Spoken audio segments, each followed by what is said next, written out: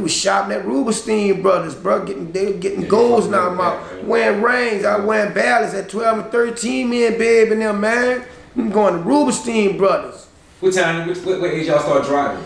I was driving, I was 15. I used to sneak my mama car and be driving. Baby always would drive his, Mr. John that had that Mark 5, that old school Lincoln with the rims on it. Then when Baby had his little money, start saving his money, Baby start buying him some cars and putting them trues and Vols on them with them tinted windows. How old now is Baby when you start buying cars? Man, Baby probably like 15 to 16, man. Baby like 15 to 16, like 2-3 cars, man. Yeah, bro. Yeah, and I heard that Magnolia was like big on foreign cars. Yeah, them cars, yeah, and you get all the white leather seat in there and stuff, deck them out. Yeah. They're busting them trues and Vols back then in the game, boy. They paid full, like for real. Man, that Babe had a Buick. I'll never forget that Buick he had, bro. He had a Buick car, bro, a 2-door. Had a rag on that bitch with that candy paint, with the leather seats in that bitch, with them trues and Vols on it, with them tinted windows. Man, that bitch was clean. Way back, I'm probably like 1980, bro. 82, that had a clean Buick. That bitch was sharp. Was superstars before the rap? Right, big man, yes indeed, man. Man, we wore the best of clothes, boy. Fans in back, no, we was the shit. You understand me?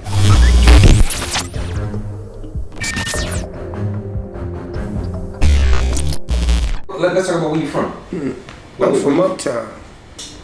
What part originally? Well, I used to live in the Magnolia, 24196 LaSalle. That's where, you know, I stayed at before I moved uptown. And I was back and forth. My mom stayed uptown on Jenner Street, and I stayed 24196 in LaSalle on the old side in the Magnolia. You know, right there, right across from Julio's, back in the game.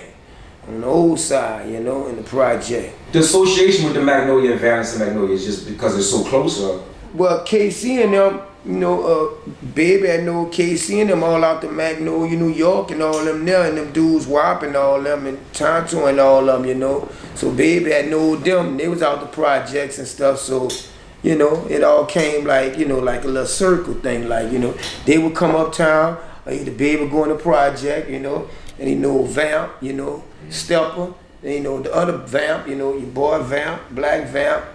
You know him, Vamp, them used to hold Baby down, you know. A lot of dudes used to be, you know, with Baby, you know, just running with him, you know, just solid, you know. Baby was, you know, in the streets, like, you know, Baby was, you know, street. Not saying he was doing robbing, killing, nah, not like that, but he just know the streets, you know, period, you know. You know, shots out, Bubba been holding that shit down, you know what I'm saying? On the real, you know. What about Slim? Slim was cool. Slim was behind the scenes all the time, you know, like when Baby was gone, you know, Slim was holding stuff down, you know. Slim was real quiet and always had a lot of, you know, wisdom, a lot of fat on his head, you know, to pass on. You know, he would talk with Baby and shit and give Baby little ideas and just talk to him, you know. Slim was old school, you know. Slim still the same way he is today, you know. I grew up with him, you know. I know him, you know. Just got a mouthful, forget the first seat. I got a beat, it looks like a whole key. You know, they had UNLV. You know, they got UNLV, you know. Yeah, when I first heard them. First time I heard of Cash Money was UNLV. When UNLV, that's when they really came out. When UNLV, yeah, and B2, that was Baby. B2, B32 with the gold. Yeah. I actually went with Baby, me and Joe. I think he got him on first at Claiborne when he went and got all them golds and his diamonds in his mouth. I was gonna get some too, but I couldn't go home like that because my mom was gonna wonder where I had, you know, got that money from and stuff, you know. So I didn't get none, you know. I didn't get that, you know. I'd have probably got a whipping. She'd have yanked all that shit out my mouth, you know, back then, bro, you know. Man, ain't means like that, man. They flipping off us, we flipping off them. Yeah. They flipping off us, we flipping off them. But was that any point that Birdman was interested in signing Soulja Slim? I don't know. I ain't never really spoke to him about it on the album there. But I don't think Soulja would have signed with him anyway, you know, because Soulja probably, you know how Slim was. Slim cut throat to the bone, bro. So Slim gonna do his thing, right. You know. But I've never heard him talk about Soulja Slim. Not one time. That would have been crazy too. Yeah, you know, him and BG and Soulja Slim was hooking up, you know. You're talking about Apple and Eagle Slim. Yeah, I'm talking about Apple and Eagle Slim. That Slim, Lil Slim, yeah. Right, Apple and Eagle Slim, yeah, that's what I'm talking about. But for Soulja Slim, No, not Baby with him, but Apple and Eagle Slim, yeah, he was trying to get him on. Trying to get him, yeah, because I brought Lil Slim to Baby. Yeah, he ball way. Yeah. Yeah, when they started the cassette tapes out and stuff, you know. And when Baby first started out, I said, man, I'm gonna be getting some man, I'm gonna be finding dudes who can rap, bro. And I saw Slim out Carlton, yeah. And I brought him to Baby. He'll tell you, his real name Michael. And Birdman ended up signing him. He did? He did end up signing Lil Slim out. Yeah, he did, yeah. Because I remember Lil Slim, Lil Michael. Yeah, I remember him. He was in a magazine, Source magazine, at one time, and I read and I saw it, and they said, man, Ziggy, the one brought me to Baby, because I sure did bring him to Baby. I brought him to Baby. Physically brought my Baby. He could rap, bro. And brought him to Baby. Yup, straight up. Out of everybody, you was around when the Hot Boys was out too, right? Yeah. Because you was running Yeah. So out of everybody that was in the Hot Boys, how did you become more closer with BG than everybody else? Who, me? Yes. Doogie was just cool. Doogie was a young dude, but he was an old dude at the same time. You know, I was always a little bitty dude, but I had age on me. I was always older. And Doogie, you know, Doogie liked to run with the OGs. Doogie liked the gangsta ass just wanted to be, you know. And that's how Doogie, you know, that's how Doogie come about with that. Lil Wayne, he stayed with his little crew, his age level. Juvenile had his people, you know. Fresh had his people, you know.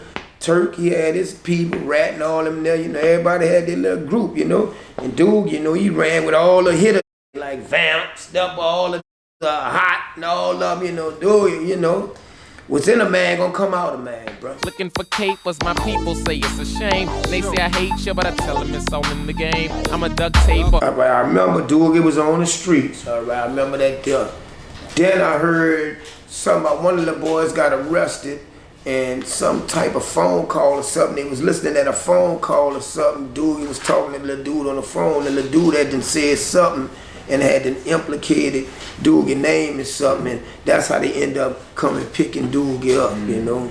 Yeah, the dude had to say something on the phone, you know, and had to implicated him, you know. And you know, Doogie, he's solid. Doogie ain't gonna be like, well, I ain't, you know, G's ain't gonna say nothing. He gonna keep his mouth closed, you know. And sometimes the man takes the lick. Like they say, take one for the team. You know, that might be the situation with Darwin there with Jeezy, you know. He had to take one for the team, you know. He kept his mouth closed, you know. You know, you don't go in there and go to telling, you know, if you're involved in something and the shit hit the fan, well, we can get you out if you do this and this and that. How I'm on a charge with somebody, and I'm on a charge with somebody, I'm just using an example, and I go and they tell me, well, you ain't got no bad record, Mr. D. You can get out if you plead guilty. So I go in there and I plead guilty, and I got another co-defendant with me. If I plead guilty, that makes the dude who I'm with, he guilty. Even though I ain't telling on him, it's just like I'm telling on him because I'm saying I did it. Well, if y'all was together, you say you did it, that means he did it. See, that's ratting now, that's snitching. The new shit, that's snitching, man, because even though I could get out on probation if I plead guilty, and I got somebody on the same charge with me, that's leaving that dude holding the bag. So you know what? I ain't gonna plead guilty, period. Cause I don't want no probation anyway. And then I gotta think, if I plead guilty, I'm gonna get out, man. My partner, they gonna look at him and try to stick it to him. That ain't good. I don't roll like that. I'm old school.